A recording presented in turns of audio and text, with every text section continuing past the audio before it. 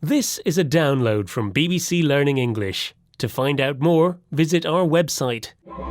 6 Minute English From bbclearningenglish.com. Hello and welcome to 6 Minute English. I'm Neil. This is the programme where in just 6 minutes we discuss an interesting topic and teach some related English vocabulary. And joining me to do this is Rob. Hello. Sorry, Neil. How long did you say this programme is? 6 minutes. It's 6 Minute English, Rob. Right, okay. Sorry, what's your name again? Neil. My name's Neil, Rob. What's happened to your memory? Sorry, Neil. Too many things on my mind. It's affecting my short-term memory. But what I can remember is that in this programme, we're talking about improving our memory. We are, and I think you might find it quite useful. Storing information is an important function of our brains, and scientists are always looking at ways to improve it, but also to stop it deteriorating or becoming worse. Yes. And we all know that memories, that's the noun for things we remember from the past, are nice to have, but also important for remembering who people are, where things are kept, and how things look. Soon we'll be discussing a new idea for improving your memory, but not before I've set today's quiz question. There are many ways we can improve our memory, but one way is through the type of food we eat. According to the BBC Food website, which type of food supports good memory function? Is it A, eggs, B, spinach, or C, bananas? Well, as a kid, I was always told that spinach was good for me. Popeye ate it to make him strong. So I'll say B, spinach. Well, I'll have the answer later on. Now, let's talk more about improving our memory. Memory is the ability to encode, store and recall information, but a number of factors can affect people's memory processes, including health, anxiety, mood, stress and tiredness. That's why, for example, if you're taking an exam, it's important to get a good night's sleep and to keep healthy. But Neil, when you're revising for an exam, what helps you to remember facts? I tend to write things down again and again and again and again. Well, that's one way, but people have different styles to help them remember. According to the BBC's I Wonder Guide, there are 3 different styles: visual, auditory and kinesthetic. That's learning by doing and practicing something over and over again. That sounds like me. But recently a new study has come up with a method that could possibly be the best way to improve your memory, and that's by drawing. Darrell O'Connor, who's Professor of Psychology at the University of Leeds, has been speaking about it on the BBC Radio 4 programme All in the Mind. See if you can work out why.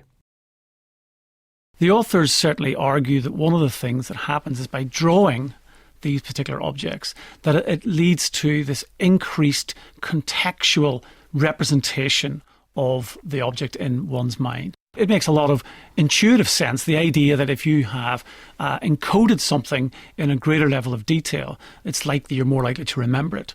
It's much stronger than just remembering, writing down the words. OK, so let's try to explain that. Drawing something leads to increased contextual representation of the object. When something is contextual, it is in the situation where it usually exists. So, as you draw something, you're creating a picture in your mind about what it is, how you use it, and where it's used. I wonder if this means artists have good memories. Maybe. Darrell O'Connor says that when you draw, you are encoding something in a greater level of detail, more than you would by just writing things down.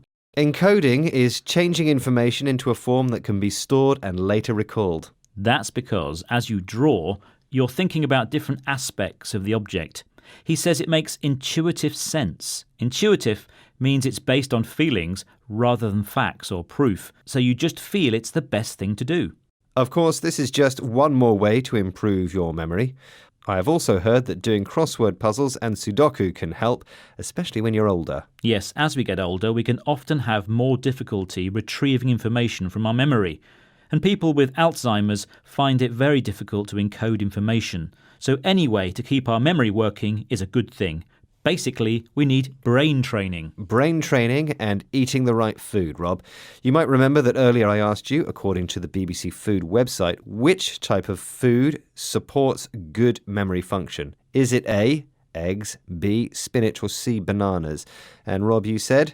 I do remember, and I said B, spinach. And that is sort of the wrong answer. In fact, they were all correct. They are all examples of food that can help support good memory. Apparently, foods rich in B vitamins are important as they provide protection for the brain as we age and support good memory function.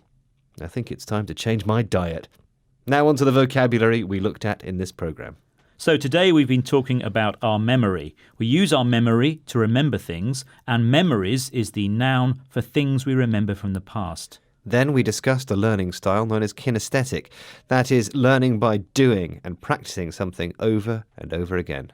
We heard from Professor Darrell O'Connor, who talked about contextual representation. When something is contextual, you see it in the situation where it usually exists. Next, we talked about encoding.